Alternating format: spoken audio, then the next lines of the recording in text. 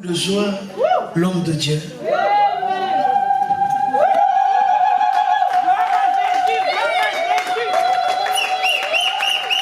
Et ça parle, lève-toi. Donne gloire à Dieu. Gloire, gloire,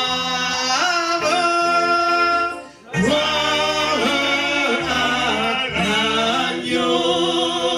Chantons gloire, gloire, gloire, l'agneau, car il est glorieux et digne de régner. L'agneau est souverain. Nous élèvons nos voix pour l'adorer. L'agneau est souverain. Chantons gloire,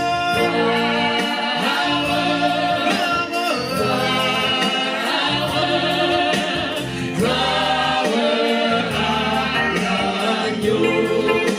Chantons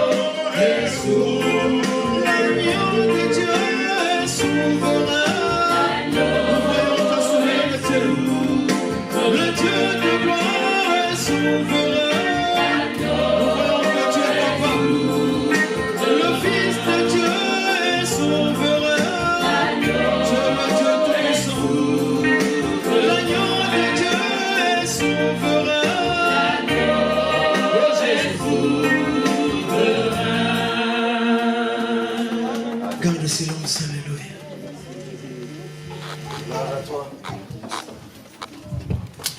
Que mon Dieu vous bénisse abondamment. Amen. Je suis vraiment dans la joie de nous retrouver aujourd'hui ensemble par la grâce du Seigneur, Amen. lui qui est le Dieu des temps et des circonstances. Je ne pouvais pas peut-être être avec vous, mais par l'amour du Seigneur, il a permis que nous puissions être ensemble. J'ai passé des moments difficiles, j'ai failli même mourir, mais par vos prières, l'Église tout entière m'a beaucoup soutenu, même spirituellement, même financièrement. Que mon Seigneur vous soit reconnaissant en toutes circonstances, qu'il vous soit favorable et qu'il vous comble de toutes les bénédictions possibles.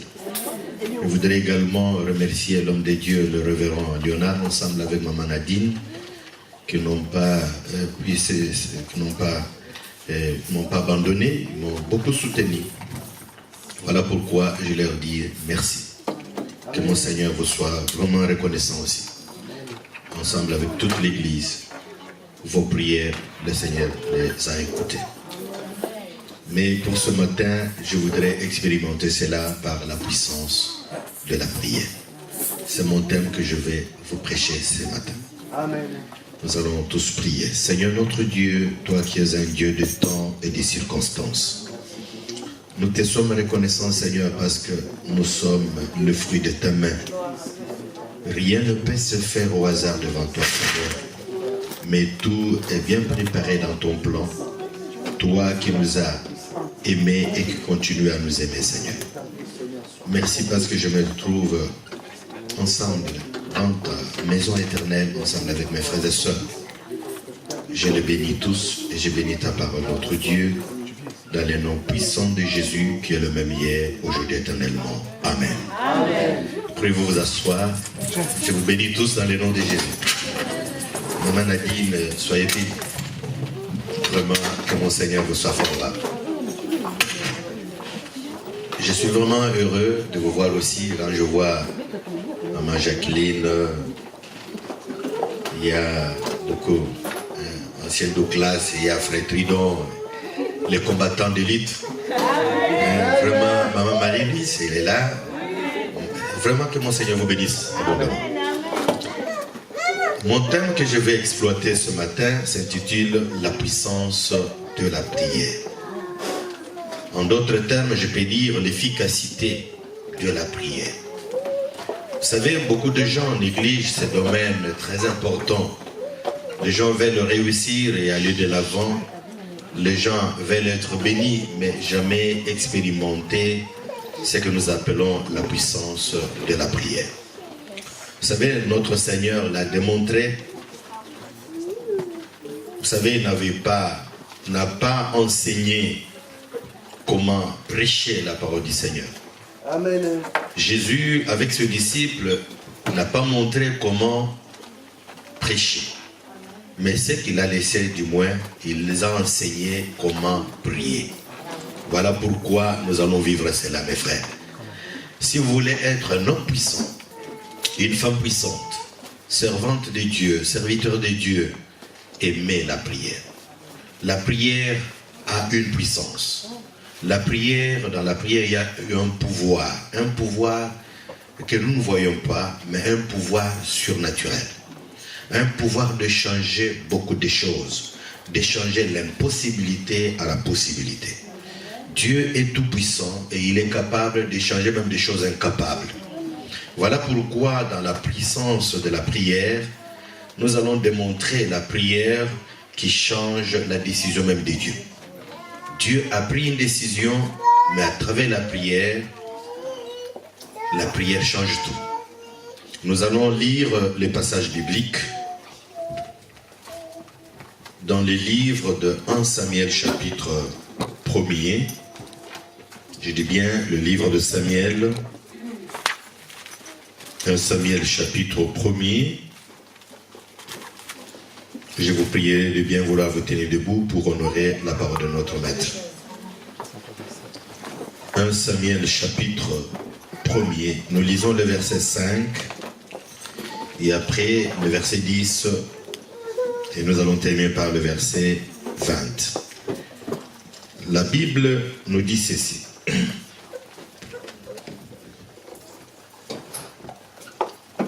Mais il donnait à Anne une portion double, car il aimait Anne que l'Éternel avait rendue stérile. Je peux reprendre. Mais il donnait à Anne une portion double, car il aimait Anne que l'Éternel avait rendue stérile. Verset 10. Le sacrificateur Élie était assis sur un siège près de l'un des poteaux du temple de l'Éternel. Et l'amertume dans l'âme, elle pria l'Éternel et versa de pleurs. Nous lisons également le verset 20 pour terminer. Je dis bien, l'Éternel se souvient d'elle. Dans le cours de l'année, Anne devint enceinte et elle enfantant un fils qu'elle nomma Samuel, car dit-elle, je l'ai demandé à l'Éternel. Que Dieu bénisse sa parole. Pourriez-vous vous asseoir, bien-aimés dans le Seigneur? Je vous aime beaucoup par l'amour du Seigneur. Je vous ai dit que notre thème de ce matin, c'est la puissance de la prière. Je vous ai dit que la puissance de la prière, c'est un pouvoir. Un pouvoir capable de pouvoir changer des choses que nous voyons impossibles à nos yeux, mais cela est possible devant notre Seigneur. Il y a beaucoup de gens aujourd'hui qui se sont déjà découragés. Pourquoi, à force de prier, ils n'ont pas eu de solution, des fois n'ont pas l'exaucement. Ils ont dit, nous avons gêné.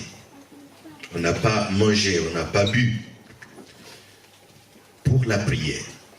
On a demandé au Seigneur de pouvoir intervenir dans tout ce qu'on avait demandé et rien n'a été fait.